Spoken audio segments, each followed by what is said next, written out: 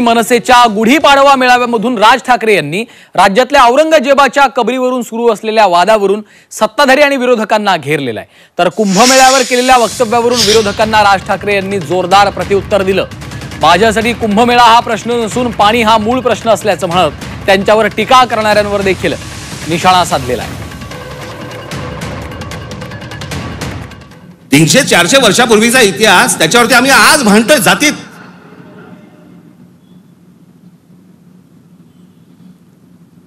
आग्र्याच्या दरबारामध्ये छत्रपती शिवाजी महाराजांच्या समोर संभाजी महाराज असताना संभाजी महाराजांनी औरंगजेबाची 5000 मनसबदारी स्वीकारलेली आहे। छत्रपती शिवाजी महाराजांच्या समोर महाराजांची होकार असल्याशिवाय होईल?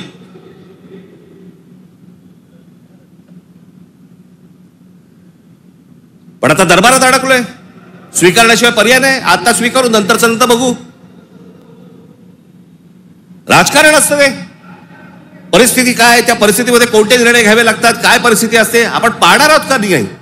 एवढा मोठ्या बलाढ्य प्रदेशाचा राजा शहनशाह एका 2.5, 3, 3.5, 4 जिल्ह्याच्या एका राजासाठी इथे ठाण मांडून का बसला?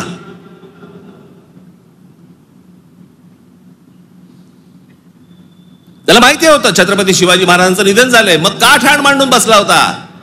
शिवाजी महाराज तर गेले होते, त्याला शिवाजी नावाचा विचार मारायचा होता, जो त्याला जमला नाही। जी कबर आहे ना, जी सजवलेली काढून टाका, कबर नुसती दिसली पाहिजे आणि तिथे एक मोठा बोर्ड लावा, आम्हा मराठ्यांना संपवायला आलेला औरंगजेब इथे आम्ही गाडला गेला।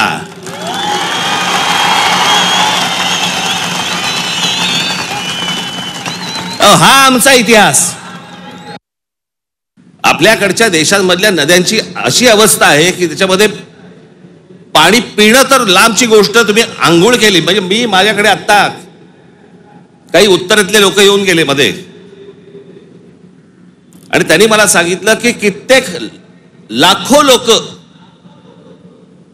तिथे आंघोळ केल्यानंतर आजारी पडलेले आहेत, पडणारच आजारी।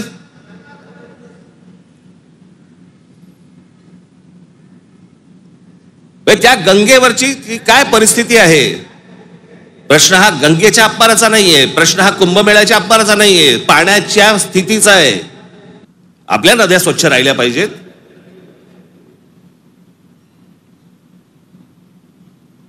या सगळ्या नद्यांवरचे जे काही मधले भाग आहेत इतके गलिच्छ आहेत, इतके गलिच्छ,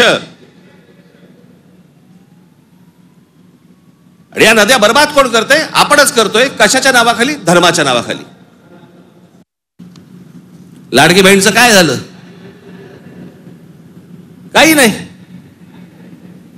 बंद होणार ती योजना। मी निवडणुकीच्या वेळेला सांगत होतो, पण माझं खरं सांगून तुम्हाला पटलं नाही, त्यांचं खोटं सांगून पटलं। काय कमाल आहे ही लाडकी बहीण योजना।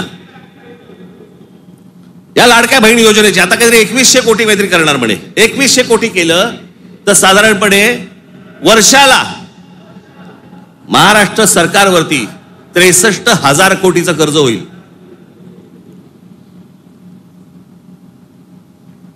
म्हणजे साधारणपणे 5 वर्षाचे काढा तुम्ही, किती होतात? 3-3.5-4 लाख कोटी होतात। हे फक्त वाटण्यात, ते वाटू शकत नाहीत, सरकारकडे पैसे नाहीत। ही योजना बंद होणार। अहो, कर्ज काढून दिवाळी साजरी करायला सांगितले कोणी? मराठी भाषेला विळखा पडतोय आमच्या महाराष्ट्रामध्ये, मुंबईमध्ये आम्हाला सांगता, इकडच्या आस्थापनांमध्ये हमें मराठी बोलना नहीं आता तो क्या हुआ? कानफट इथंच बसणार।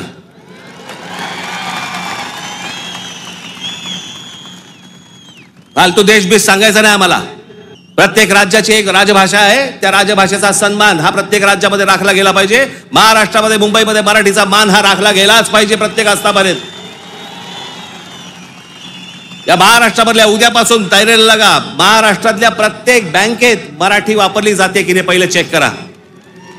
प्रत्येक बँकेत, प्रत्येक आस्थापनेत। निवडणुकीच्या तोंडावरती तुम्हाला सांगितलं होतं शेतकऱ्यांना कर्जमाफी करू म्हणून, सांगितलं होतं ना? काल अजित पवार बोललेत 30 तारखेच्या आत पैसे भरून टाका, कर्जमाफी वगैरे काही होणार नाही। म्हणजे निवडणुकीच्या तोंडावरती तुम्ही वाटेल त्या गोष्टी बोलणार। आणि निवडणूक संपल्यानंतर लोकांनी भाबडेपणाने मतदान केल्यानंतर तुम्ही आता ऐन मोक्यावरती बोलणार की पैसे भरून टाका म्हणून. अरे वा. महाराष्ट्रातल्या जनतेला मला हे विचारायचंय की इतक्या भाबडेपणाने तुम्ही मतदान करता तरी कसे. आज त्या बीडला जे झालं ते संतोष देशमुख काय बिचारे, त्यांना काय किती घाणेरड्या पद्धतीने मारावं, किती घाणेरड्या पद्धतीने मारावं. बरं तुमच्या अंगामध्ये नसामध्ये जर एवढी क्रूरता भरलेली असेल ना, मी दाखवीन जागा, तिथे जा. म्हणजे मी आजपर्यंत ऐकलं होतं की राखेमधनं फिनिक्स पक्षी उभारी घेतो. आमच्या बीडमध्ये राखेतनं गुंड तयार होतात. विषय होता पैशांचा, विषय होता खंडणीचा, विरोध होता खंडणीला विरोध करणाऱ्यांचा. आम्ही लेबलं काय लावली, वंजाऱ्याने मराठ्याला मारलं. त्याच्यात वंजाऱ्यांचा काय संबंध आणि मराठ्यांचा काय संबंध. कशात गुंतून पडतोय आपण. राहिली पाहिजे का उडवली पाहिजे. आत्ता कुठून आठवलं. चित्रपटाने जागे होणारे हिंदू काही कामाचे नाहीत.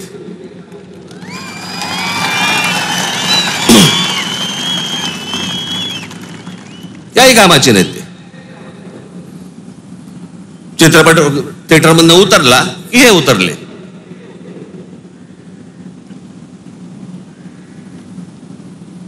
छत्रपती संभाजी महाराजांचं बलिदान तुम्हाला आता कळलं विकी कौशल मेल्यावर. आणि त्यांनी जर समजा बाकीच्यांनी जर समजा धर्म रस्त्यावरती आणला तर मग काय आम्ही बुलडोजर फिरू. मी ज्या वेळेला सांगितलं होतं हे सगळे लाऊडस्पीकर बंद करा मशिदींवरचे, ऐकलं नाही. माझ्या 17,000 महाराष्ट्र सैनिकांवरती केसेस टाकल्या. आणि आता परवा दिवशी आमच्या महाराष्ट्र राज्याचे मुख्यमंत्री देवेंद्र फडणवीस म्हणतात की आम्ही त्यांना सांगितलेलं आहे रात्री 10 ते सकाळी 6 भोंगे वाजणार नाहीत. अहो तेव्हा वाजतच नाहीत. प्रश्न आहे सकाळी 6 ते संध्याकाळी रात्री 10. या लाऊडस्पीकरचा, सततच्या लाऊडस्पीकरचा लोकांना त्रास होतो. तुमचे काही सण बिण असतील तर आपण समजू शकतो. पण सरकार म्हणून कोणतंही पाऊल न उचललं. पाऊल कोणी उचललं. उत्तर प्रदेशने उचललं, योगींनी उचललं. त्यांनी सगळ्यावरचे लाऊडस्पीकर बंद केले. आपण इथे घोषणा केली, लाऊडस्पीकर त्यांनी बंद केले. आमच्या इकडे तसंच चालू आहे. आणि आम्ही तिकडे बघतो आणि बाकीच्या इकडे काम आटपून घेतात. मधल्या मध्ये अडाणींना जमीन पण मिळून जाते.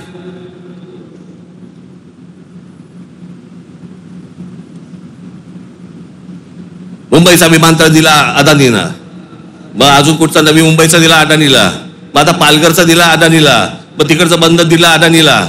अदानी हुशार निघाला, आम्ही अडाणी निघालो.